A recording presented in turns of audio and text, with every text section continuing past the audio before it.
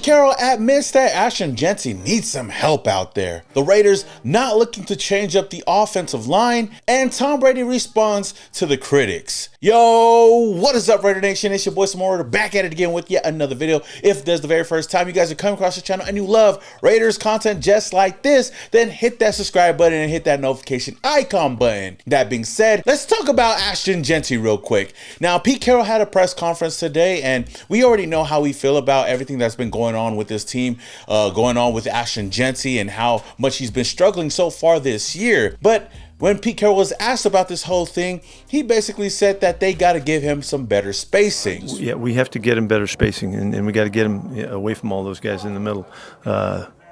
So it's the whole attack. We've just got to continue to expand it and keep him from getting hit, because he's the first one to look for hits too. You know, he wants to hit the first thing that moves. He's tougher as hell, but we got to get him cleaner. So we're all working together to get that done. And rightfully so, because we've been seeing Ashton Jeanty out there fighting for his life. Like, come on, man, help a noose out.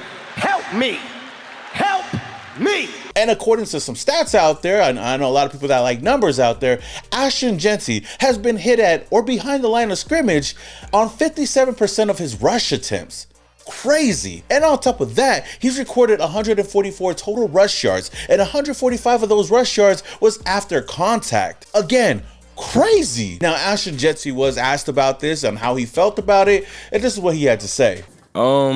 I mean, I've heard people saying it, but I'm not really paying attention to it. But I think regardless, no matter of the fact, like, I think I've been doing a good job, but there's a lot of room for improvement, and, you know, that will continue to happen. It's a mindset to me. It's like, you know, you can either look at the negative all the time and, you know, what you did wrong and, you know, just take it as, you know, you're not good enough, you can't make these plays. Or you can look at it as a learning lesson of like, hey, I made these mistakes, but I can learn from these and, you know, be better. You know, that rule of like, don't make the same mistake twice. So just taking that responsibility and initiative to, you know, get better and improve. Now, we know that Ashton Jeanty is going to bring up the politically right answer, but we all know that he's feeling some type of way out there. I mean, you watch these last couple of games, especially this last one against the Commanders, Oos barely had any time to run out there. He barely had any space out there. Every time Oos was touching the ball, this dude was getting tackled or somebody was up in his face, which for us, the fans, the Raider Nation, could be really frustrating to watch, especially because we know that we invested a lot in getting a running back like him that we all expect to go out there and just run through everybody, but we just really haven't seen that yet, even though we've seen sparks here and there, but nothing to an extent of a full game or even rushing for over 100 yards. Now, I know that day will come, but as far as right now, we haven't seen it. Now, somebody that had a thing or two to say about the Ashton Jeanty situation was Mark Schlereth. Now, he basically responded to Ryan Clark's comments on saying that Ashton Jeanty doesn't have it, which I thought was pretty crazy. He responded to that saying that that's basically foolishness. Not only that, he also wasn't afraid to, you know, give his 2 cents on the offensive line and how bad they've been. You know, when I hear people say, oh, he doesn't have it or he's not the guy. What's Ashton Jeanty's it factor? Ashton Jeanty doesn't have that it factor. That's foolishness. Okay. He is going to be a really good player. I think one of the things you have to understand, the concern is the Raiders couldn't block their way out of a wet pepper sack. Their offensive line was awful. With their right tackle and their right guard was just subpar at best. So the combination of not being able to block anybody and then Ashton learning exactly what he is supposed to do, that's a bad combination right off the start. And as a Raider fan, I could definitely agree with that, because anybody with 2 eyes can see how bad this offensive line has been out there. And speaking of this offensive line, Pete Carroll also spoke on this in the pressure. Shout out to Vinny B for asking the hard-hitting questions, because we all want to know why Pete Carroll and this coaching staff isn't trying to change things up. So when asked about it, Pete Carroll basically shot down the idea of switching up the offensive line, even if it means possibly being a little bit better. Last year, the Raiders finished with Jordan Meredith at left guard, Dylan Parham was at right guard, and Jackson was at center. Would you consider maybe going back to something like that? Is that Absolutely what you're talking about? No, we've invested a lot of time with these guys playing in their spots.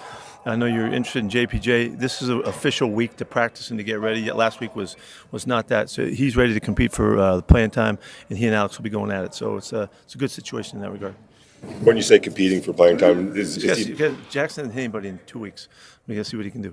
So we got to check him out and see how he does. Now, I love the fact that they weren't afraid to just bring up the fact that last year, this offensive line, it was totally different.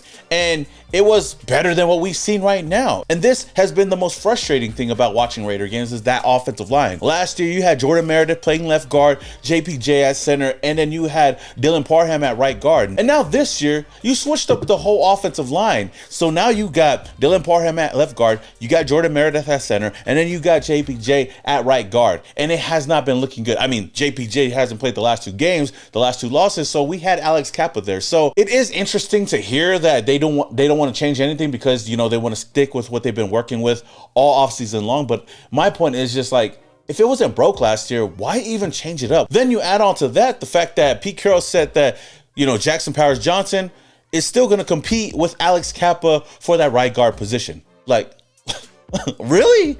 There's no competition there at all. If JPJ's ready to go, you put him in the lineup. Because I don't think Alex Kappa is any type of competition for JPJ. So not only are you willing to switch up the offensive line to see if it works out, but you're also going to have JPJ fight for a starting role on this team, even if he has a whole week healthy going into this week 4 matchup. I know that we preach competition, but damn, that offensive line that we've seen these past 2 weeks has been struggling, and especially because we haven't had JPJ out there. If he's ready to go, you put the Oos in. I will say that I do understand the point of him not wanting to switch everything up when all offseason they've been working with this unit the way it's been. But honestly, if we're going into this week 4 matchup against the Bears, and if this offensive line, even if JPJ does play, if they don't look any better, this week, then something's got to change and we got to make some big changes. And that starts with your son, Brendan Carroll. I know a lot of people have been talking about him, and I hate to be the guy that continue to harp on this, but his ass is definitely going to have to be fired if the offensive line continues to struggle in week 4. You just got to do it. Who cares if that's your son? It's either that or you switch up the offensive line, one or the other. You can't continue to play like this and just hope that the offensive line is going to get better, because it's not. That being said, Raider Nation, how do you guys feel about this? How do you feel about Ashton Jeanty moving forward? I know that he's trying to be humble. I know he's trying to say all the right things, but we see the frustration out there, and we want to see better for Ashton Jeanty because we invested a lot in him, as well as our quarterback, Geno Smith. So if the offensive line ain't doing their job, man, it's going to be really, really tough. But how do you guys feel about that? And also, how do you feel about the offensive line and Pete Carroll's comments on not switching up the offensive line and putting these players in the right position to succeed? Are you guys giving this Raiders team a chance this week to see how the offensive line looks?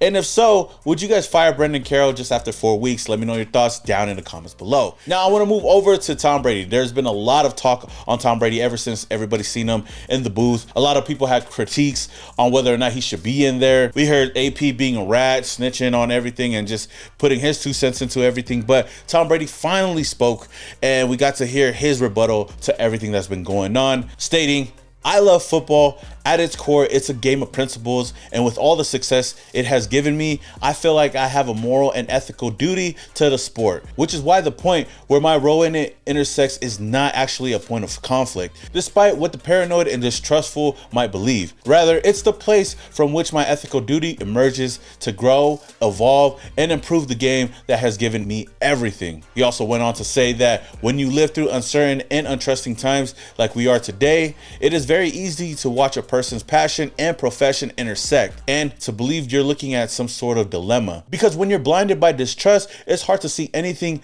other than self-interest. At the end of the day, he's doing what he loves, and I just kind of wish that, you know, that passion that we see from him can kind of translate to this team, because our team is kind of struggling right now. Heck, if you can go and get some insider information on some other teams or help this team out by paying off the refs some way, somehow, shit, I'll take that over anything. And Tom Brady, you damn near owe us a Super Bowl. All jokes aside, I really don't think that this should be a big deal, but I've seen a lot of people talking about it today. It's been making its rounds on social media, so I thought I'd bring it up to you guys. So I want to ask you guys how you guys feel about this response from Tom Brady. How does this affect the Raiders? Shit, I don't know. I just want to win. That's it. I just want to win by any means. Like I said, if you got something up your sleeves, Tom, then make it happen, man. We need some help over here in Las Vegas. That being said, though, Raider Nation, until the next video, this your boy Simone Raider, and your boy is, yeah.